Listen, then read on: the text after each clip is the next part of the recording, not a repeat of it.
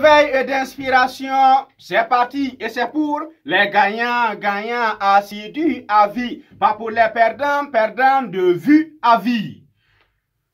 Pour tout problème, je suis l'interprétation et je suis la seule solution. Moi, je me passe des lamentations et limitations. Moi, je n'attends jamais les occasions sans action. Moi, je crée les occasions par l'action. Moi, je crée les opportunités dans ma détermination.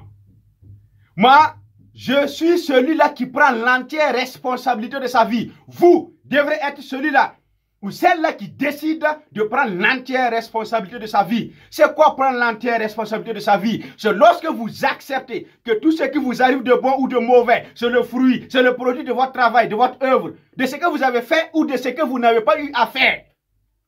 Jim Rohn, il disait quoi?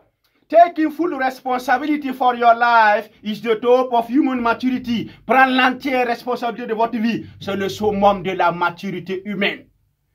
Quelle est la différence entre les perdants et les gagnants?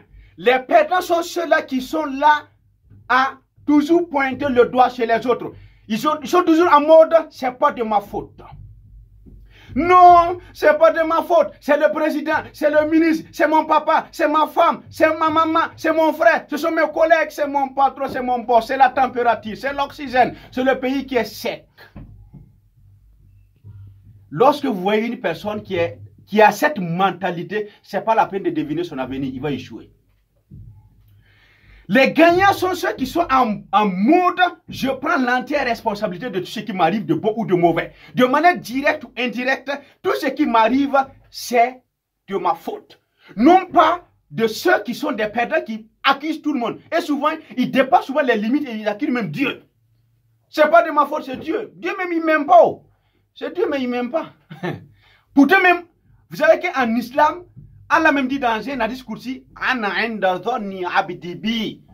Falyadhunnu bima yasha. Fa in dhannani khayran falahu wa in dhannani sharran fala. Je suis pour mon serviteur ce qui pense de moi. Qui pense de moi ce qu'il veut. S'il pense de moi de bien, c'est à lui. S'il pense de moi de mal, c'est à lui. Donc, prenez l'entière responsabilité de votre vie. Décidez de prendre le taureau de votre vie par les cornes et non pas par la queue. Parce que les gagnants décident de prendre le taureau de leur vie par les cornes. Ils décident de par leur comportement, de par leurs paroles, de par leur manière de penser, que si quelque chose lui arrive, c'est certainement parce qu'il y a eu défaillance, soit au niveau de son expérience, soit au niveau de ses compétences, soit au niveau des informations qu'il a, soit au niveau de ses relations, soit au niveau de son environnement. Et il décide de changer. Parce que lorsque vous décidez de prendre l'intérêt responsable de votre vie, vous avez fait le coup d'état du pouvoir du changement de votre vie et vous avez récupéré le pouvoir et vous pouvez décider et de changer de manière concrète et conséquente votre vie avec beaucoup de force, de puissance et du bonheur. C'est ça, prendre l'entière responsabilité de sa vie. Pour tout problème, tu es l'interprétation et tu es la seule solution. Toi, tu te passes des lamentations et limitations. Toi, tu n'attends jamais les occasions sans action. Un fermier, il avait son âne. Et il avait un puits. Un jour, malheureusement, l'âne est allé tomber dans le puits qui était à sec. L'âne a commencé à crier. Ahou, ahou, ah. L'âne, il a crié. Le fermier, quand il a entendu les cris de l'âne, quand il a compris la situation, il était dans un embarras indescriptible. Il marchait, il retournait. Il se demandait quelle solution adopter pour une telle situation. Puis il a eu une idée. Bon, conclusion. De un, le puits il était à sec, qui ne me servait à rien. L'âne qui est tombé dedans, peut-être il a eu une jambe qui est cassée. Donc, j'ai fait une pierre deux coups. Il a appelé ses voisins, ils ont ramené de la terre à côté du puits. Chacun a amené une pelle. Et ils ont décidé de faire quoi? De trouver une tombe, voilà, gratuite pour l'âne. L'enterrer vivant. Ils ont commencé en train de remplir le puits avec la terre. L'âne, quand il a entendu la terre qui descendait, l'âne a commencé à faire quoi? L'âne a compris que l'air est grave. Il a redoublé un peu l'effort de plaire, quoi. Et aussi, ils ont augmenté la vitesse. Jusqu'à ce que l'âne s'est rendu compte que là, ça va pas le sauver. L'âne a pris une décision formelle. L'âne s'est tué. Il ne pleurait plus.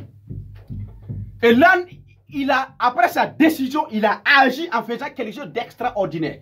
Parce que comme l'âne ne pleurait plus, le fermier, il a décidé de jeter un coup d'œil à l'intérieur du puits pour voir ce qui se passe, quoi.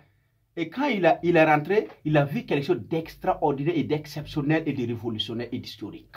Et c'était quoi? C'est que l'âne, lorsqu'on jetait la terre, l'âne, il sautait d'un côté et la terre tombe, l'âne monte au-dessus. Si ça tombe sur son dos, il fait...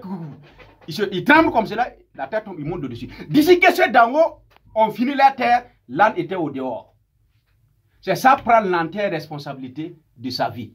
S'il avait fini avec les pleurs là, c'est la mort directe. C'est ça votre vie. Votre vie, c'est comme ce puits. L'âne, c'est vous. Bon, je vais dire que vous êtes comme dans la situation de l'âne, quoi. Donc, si vous pleurez, parce que vous avez des problèmes là, vous allez mourir avec ces problèmes. Il faut vous lever, vous battre, vous demander à Dieu de faciliter, vous agissez. Il faut invoquer Dieu et vous agissez en même temps. Les gens font l'erreur. On ne demande pas Dieu et puis on s'assoit. Et on n'agit pas aussi sans demander à Dieu. Donc on demande à Dieu et on commence à agir. Et c'est comme ça qu'on prend l'entière responsabilité de sa vie. Et c'est comme ça qu'on crée le changement. Et c'est comme ça qu'on vit ses rêves et qu'on ne rêve pas sa vie. La motivation de veille et d'inspiration, ça continue. Et c'est pour les gagnants de vie assidue. Pas pour les perdants de vie à vie.